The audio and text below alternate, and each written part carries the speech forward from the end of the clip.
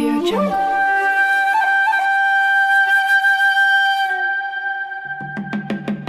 Welcome to another episode of Story Time with Adamu.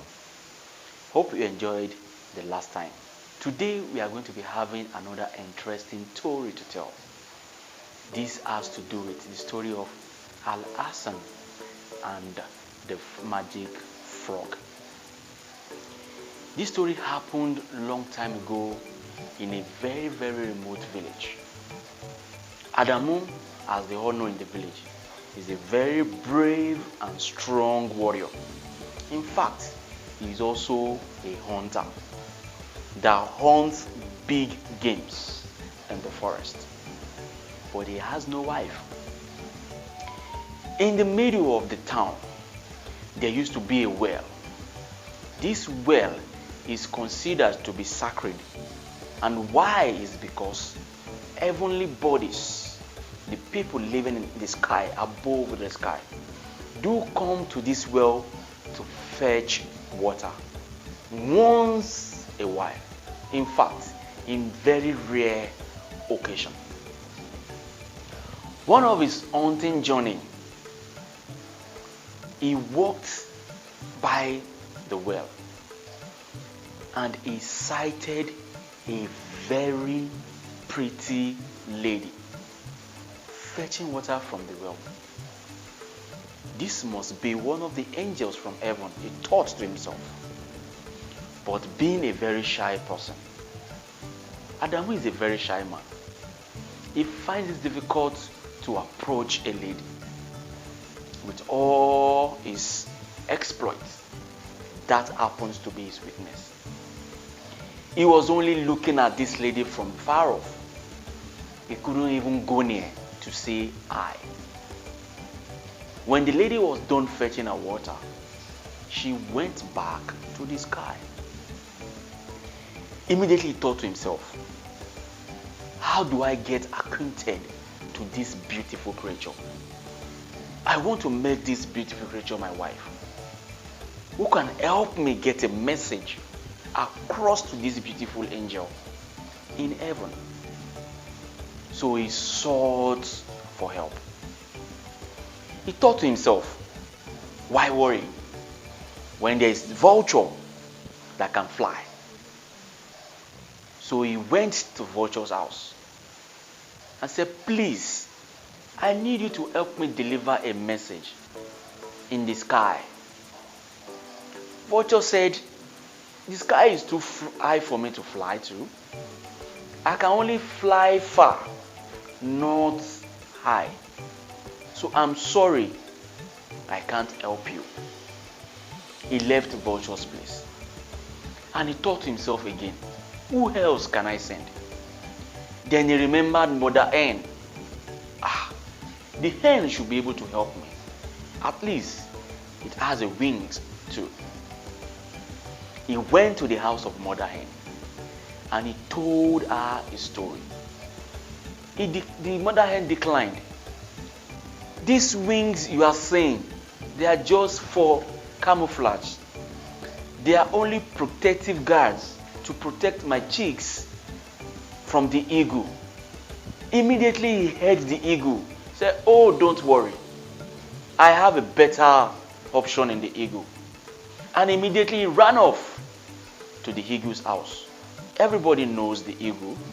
It is considered to be the king of all birds, that can fly distance, that can fly high above than any other birds. On getting to the Aigoo's place, he narrated his story. The Aigoo laughed. He said, Adamu, that sky you are looking at is in 7 folds. I have only been able to reach the 3rd fold. No one, and I repeat, no one have been able to go beyond the 3rd fold. How do you expect me to get to that place where people live? It's not possible. I am sorry. I can't do it. Adamu at that point felt disappointed and worried and began to think. So he went back to the well and sat there thinking, because to him at that point, his life is meaningless without this beautiful creature. While he was wondering, he heard a voice. Adamu, try me. I can help you. He looked around to check who was talking, but he did not see anyone. Again, he heard the voice again. Adamu, let me help you. I can get a letter to that beautiful creature you're talking about if you will permit me. Then he looked around again, trying to check who was talking. Then the frog cried out, "It is me. I am here, right behind you, on the well." Then he saw the frog on the well. He laughed hysterically. Of all creatures, you feel you yourself can help me out. How do you plan, or how do you intend on doing that? When the Aigoo said no one has ever gone beyond the third fold, the frog said, "Will you test me or not?" He said, "No problem." He wrote a letter and gave it to the frog. "Deliver this to that beautiful creature, and I will reward you with something great." The frog collected the letter and told Adamu not to worry. "By this time tomorrow, meet me at the well. I will tell you the response." So on this fateful day, another person came from the sky to fetch from the well. And immediately the frog sighted this person. He jumped into the person's bucket. So with the water inside, with the frog, he went along with the person to the sky through that bucket. So on getting to the place, he quickly jumped out and located this beautiful damsel. He found out that she is the princess of the land. So he went to the palace and dropped the nuts. And he came back the same way he went. Adamu called the frog. "What is the response? I have sent you this letter for the past 3 days." He said, "Hold on. They will soon get to us." But they did not get any response. The frog said, "Please, write me another letter." He went again to drop the second letter. At that point, the king was surprised. Who is this mysterious person dropping this letter? He must be a magician. The frog, hearing this, came back. He said, "They have noticed your letter. We should be respecting a response." But to no avail, no response. Then the news spread around that the beautiful princess was sick and down bedridden. They now started seeking help. The king now wrote a letter to Earth asking, "Whoever the magician that has been dropping the letter is, kindly, we need your help for my daughter. She is very, very sick. Can you come and help?" Then the frog went with the letter and told the king that the person can't come to the sky, only if they bring the girl down to earth. Then they will treat her. Then Adamu asked the frog, "How do you intend treating the girl? I am not an herbalist. I know nothing about this." The frog said, "Not to worry. I told you I will help you, and help is what you will get from me." So they put a condition in the note that whoever healed that girl will make the girl his wife. And the king agreed. So they brought the girl to earth. And Frog has had an encounter with an old man who gave him a box. In this box is the secret to the illness for any sickness that comes around. So he was able to pick an antidote for the sickness of the princess. And he gave it to Adamu to give to the lady. The moment she took it, she became whole and healthy again. The king and all his family had to come to earth to appreciate Adamu.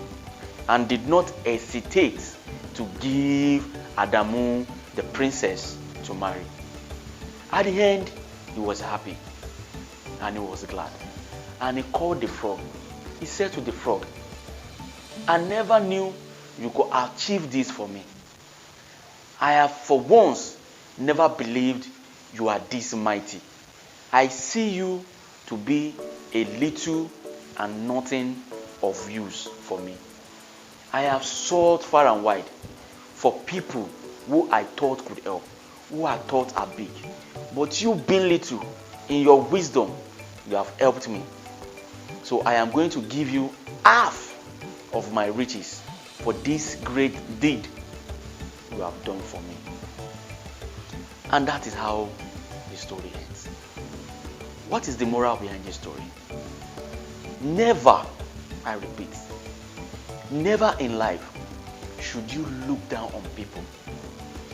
Never should you render people useless. Never should you call them unworthy. Give people equal opportunity and see what they have in stock. Adamu never knew this could happen through the frog. He was even thinking big of the mighty bird known as the Aigoo. But he was disappointed. The same goes to every human you come across in your life. Don't belittle people. Always learn to give people equal opportunity.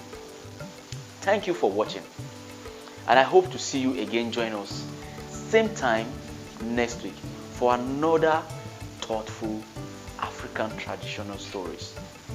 I remain my humble self, Benga Adepito, and the program remains Story Time with Adepito. Please don't forget to subscribe and like this page, and also drop your comments. With that, we have the motivation to continue. Thank you.